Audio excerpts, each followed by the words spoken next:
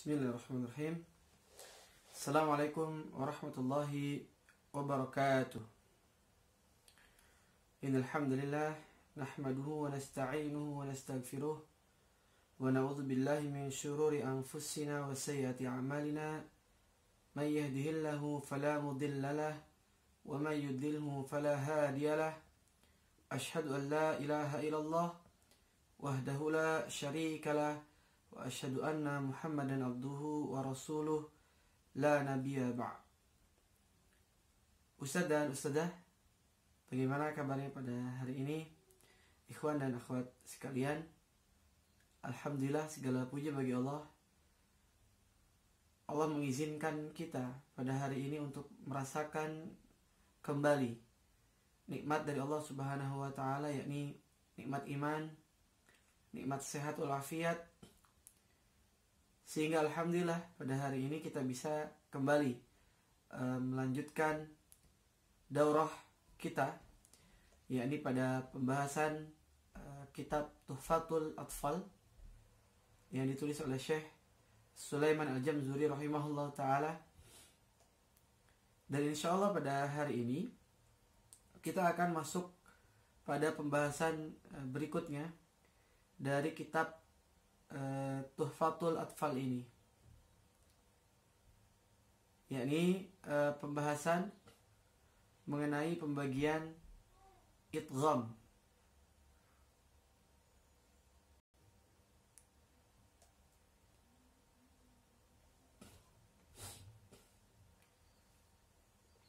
Yakni di dalam bab fil mislaini wal mutaqaribaini wal mutajanisain, yakni mislaini, kemudian mutaqaribaini wa mutajanisain, tentang idgham yang terdiri atas mutamasilain, mutaqaribain dan mutajanisain.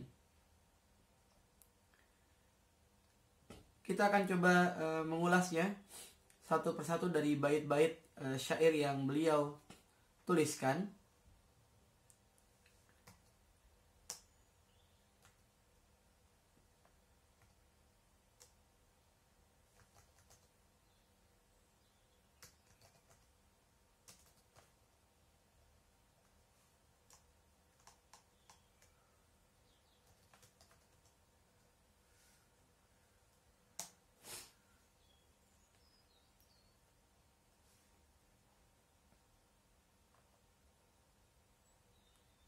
Baik.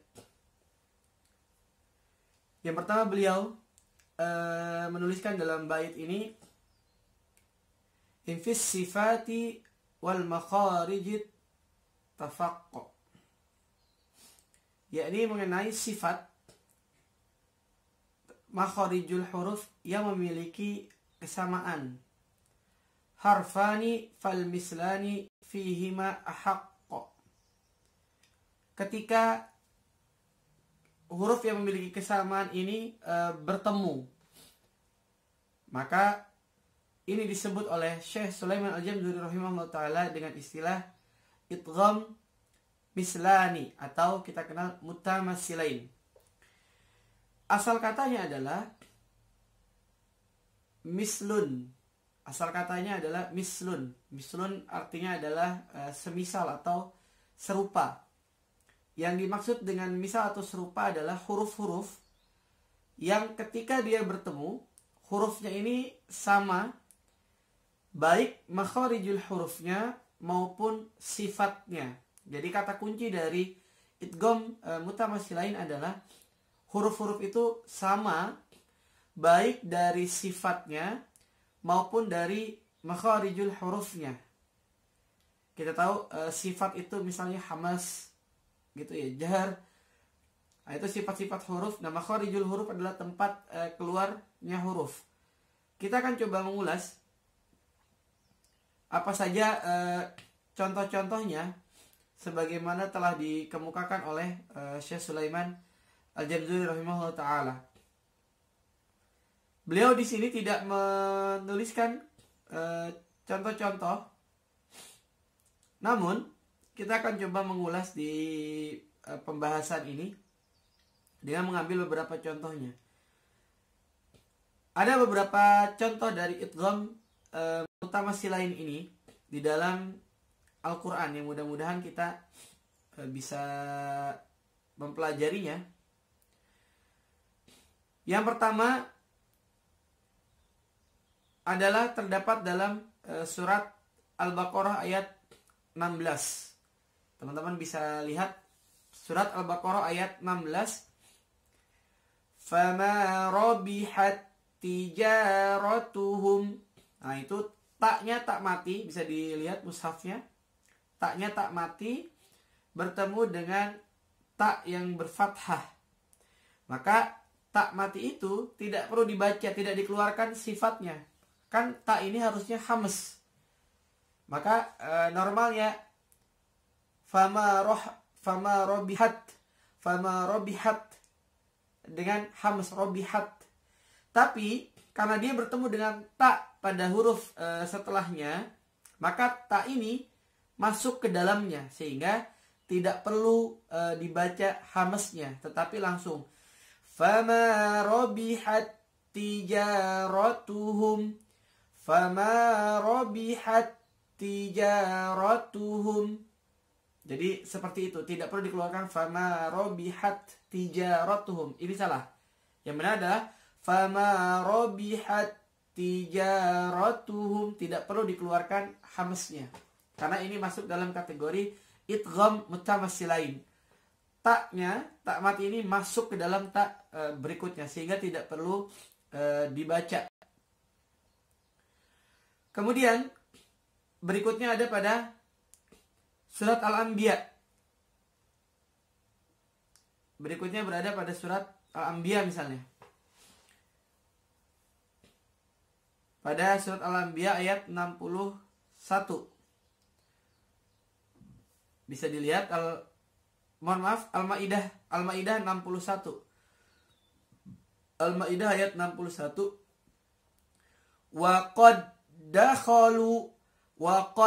dakhalu. Pertemuan dal dengan da berikutnya. Maka dal di situ tidak perlu dibaca qalqalah. Kan kita tahu dal ini adalah salah satu huruf qalqalah. Maka di dalam ayat ini dal itu tidak perlu dibaca atau dikeluarkan qalqalahnya, tidak perlu dibaca wa qad dakhalu, itu tidak perlu. Cukup wa qad dakhalu. Cukup seperti itu, langsung masuk dalnya ke dalam dal berikutnya. Karena ini adalah idgham mutamatsilain. Dal dengan dal sama-sama keluar dari makharijul huruf yang sama, kemudian sifatnya juga sama. Al-Maidah ayat 61. Kemudian di surat Al-Anbiya 87. Izzahaba.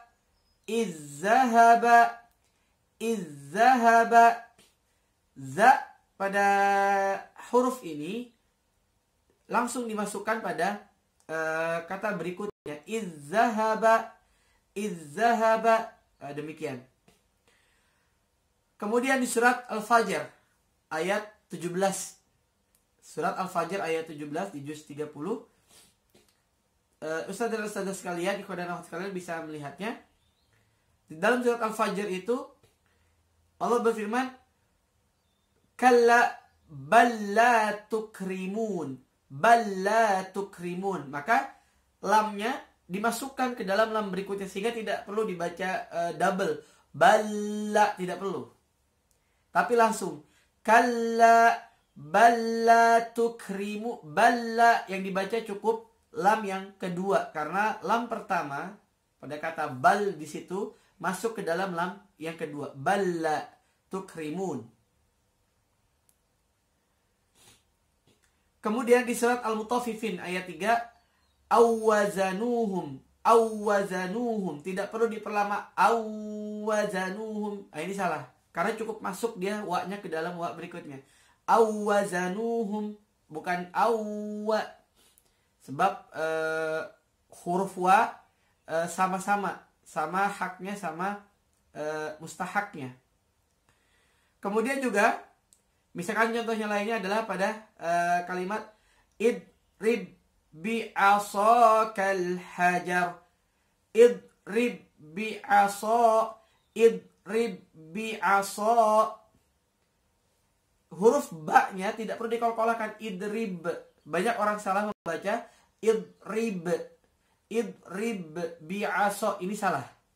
Yang benar adalah idrib bi'asakal hajar.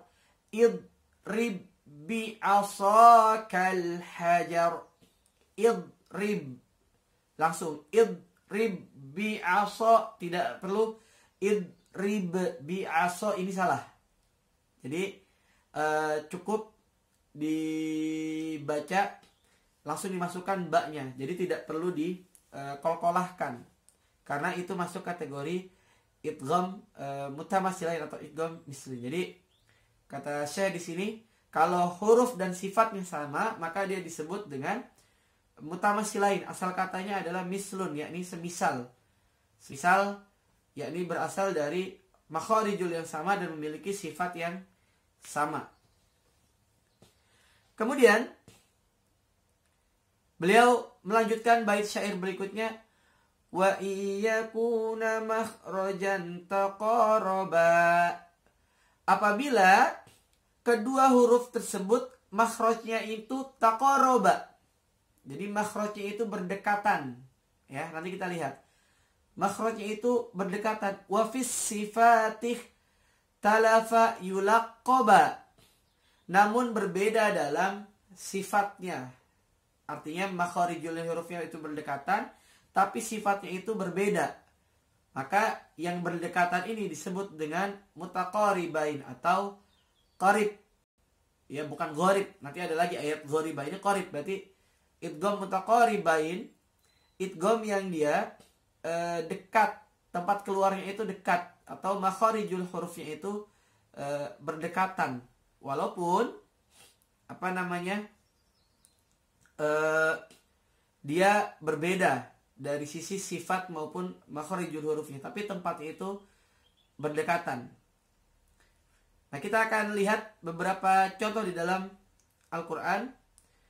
Misalkan di surat terakhir pada juz 29. Ya. Alam nakhluqkum. Nah, qalqalah di sini tidak perlu dibaca. Jadi dibacanya bukan alam nakhluqukum, tidak perlu. Tapi qafnya dimasukkan ke dalam kaf, namun qafnya itu bekasnya masih ada. Karena sifat hurufnya tidak hilang kan? Alam nakhluqkum, alam nakhluqkum, alam nakhluqkum. Qaf masuk ke dalam huruf kaf. Qaf masuk ke dalam huruf kaf. Demikian juga misalnya pada kata wa qurrabbi. Wa qurrabbi. Lamnya tidak perlu dibaca, tidak perlu wakul robbi, tapi wakur robbi masuk ke dalam huruf ro, masuk ke dalam huruf ro. Jadi wakul robbi itu kurang tepat. Yang benar langsung wakur robbi, wakur robbi. Nah, ini yang dimaksud dengan idgham mutaqaribain. Ya, jadi idgham mutaqaribain kata beliau, mutaqaribaini aw yakunat tafaqa fi makhrajin dunal sifati hukkiqa. Mutaqaribain itu sama makhrajnya namun berbeda sifatnya. Jadi makharijul hurufnya sama, sifatnya itu berbeda. Mohon maaf, makharijul hurufnya itu adalah berdekatan. Nah, selanjutnya bagaimana kalau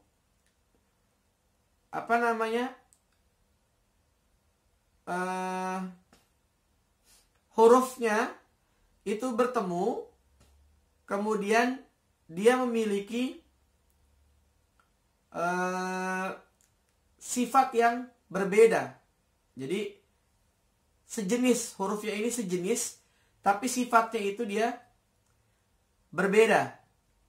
Maksudnya sejenis itu adalah jinsun ya. Jinsun itu huruf yang makharijul hurufnya itu sama tempatnya. Misalkan to, da, ta. Ini kan huruf-huruf yang makharijulnya sama, tempat keluarnya sama. To, ti, tu, ba, to. Tu, ton, toni, totna, minal, mutni, mati, ton, toni, to. Sama tempatnya. Dengan dal juga demikian. Dadi, du, bad. Du, dang, dani, dadna, minal, mudni, bani, dang, dani, da. Tati, tubat, tutang, tanitat, naminal, mutni, mati, tang, tanita. Maka kata beliau di sini, ketika dua huruf ini bertemu, ya, yang satu dengan yang kedua sama-sama tempat keluarnya itu sama, makharijul hurufnya itu sama, tetapi sifatnya berbeda, ya, sifat dari huruf ini berbeda. Karena kita tahu tak misalnya dia hamas, berbeda dengan dal dan to misalnya. Maka sifat yang berlainan ini menyebabkan dia menjadi masuk dalam kategori idgham mutajanisain atau jinsun. Asal katanya itu jinsun, sejenis. Sejenis di sini yang dimaksud adalah idgham yang makharijul hurufnya sama tetapi sifatnya itu berbeda. Contoh yang keduanya adalah zo, za, sa. Zo, za, sa. Ini tempat keluarnya sama. Atau ba, ma, huruf bibir. Ba, ma, tempat keluarnya sama. Namun memiliki sifat yang berbeda. Maka kata Syekh Sulaiman Al-Jamzuri rahimahullah ta'ala dalam kitab ini, beliau menyatakan bahwa itu disebut dengan mutajanisain atau sejenis atau huruf yang sejenis. Kita akan coba mengulas apa yang dimaksud dengan huruf yang sejenis dan contoh-contohnya. Misalnya adalah pada kalimat qad tabayyana. Ketika bertemu kalimat di dalam Al-Quran qad tabayyana ar-rusydu minal ghayy faman yakfur bit-taghut dan seterusnya, maka jangan dibaca qad tabayyana. Ini salah. Kenapa? Karena dalnya dari bertemu dengan ta ini adalah masuk kategori idgham mutajanisain. Sehingga kata para ulama, ketika membaca ini qalqalahnya tidak boleh ada, tapi langsung masuk. Qad tabayyana.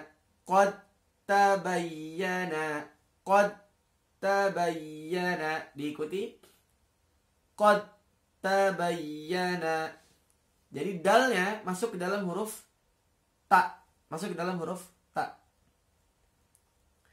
Kemudian yang kedua, sebaliknya tadi dal ketemu ta, sekarang misalnya ta bertemu dengan dal. Asqalat da'awallah. Tidak perlu dibaca, hamasnya tidak perlu dikeluarkan. Asqalat da'awallah, ini salah. Asqalat da'awallah, ini salah. Yang benar adalah asqalat da'awallah. Ini contohnya idgham mutajanisain. Kemudian yang berikutnya adalah pada kalimat idzalamtum.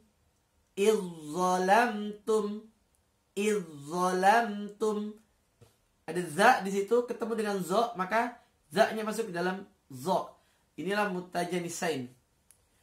Kemudian yang sering kita juga banyak kekeliruan adalah pada kalimat hammat ta'ifah.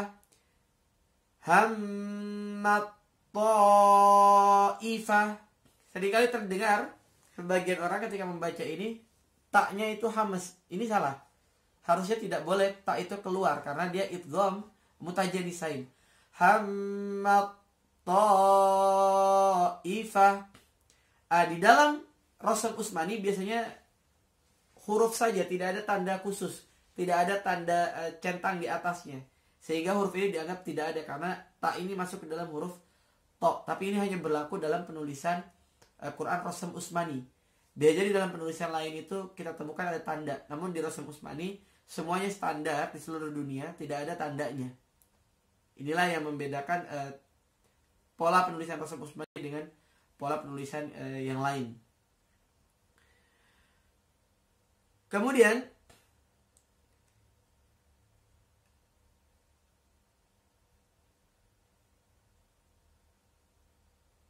beberapa yang juga kita temukan, misalkan basatta, basatta, basatta.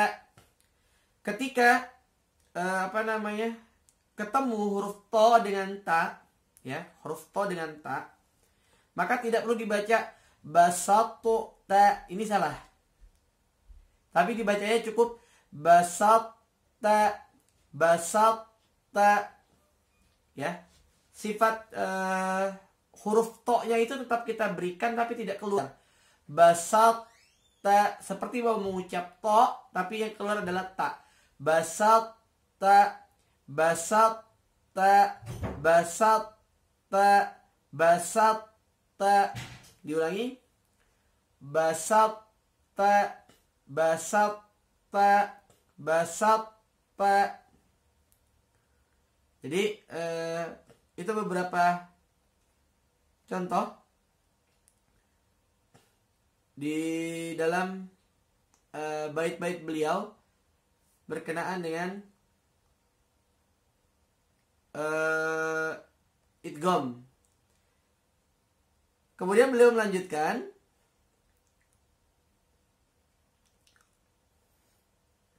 kata beliau, au hurrikal harfani fi kulli fakul kullun kabiru wafhamanhu bil musul. Apabila keduanya, huruf pertama dan kedua bertemu itu berharokat, ya, keduanya berharokat, maka disebut kabir. Misalnya pada kata adada, adada, ya, maka itu keduanya disebut dengan kabir. Allahu a'lam bishawab. Ini mungkin penjelasan sederhana dan ringkas pada bait-bait syair beliau berkenaan dengan idgham, yakni idgham mutamatsilain, mutaqaribain dan mutajanisain. Semoga kita bisa mengambil pelajaran dan faedah berharga dari materi ini, dan semoga Allah mudahkan kita untuk senantiasa bisa membaca Al-Quran dengan baik dan benar sesuai dengan kaidahnya, sesuai dengan tajwid dan makharijul hurufnya. Billahi taufiq wa hidayah. Wassalamualaikum.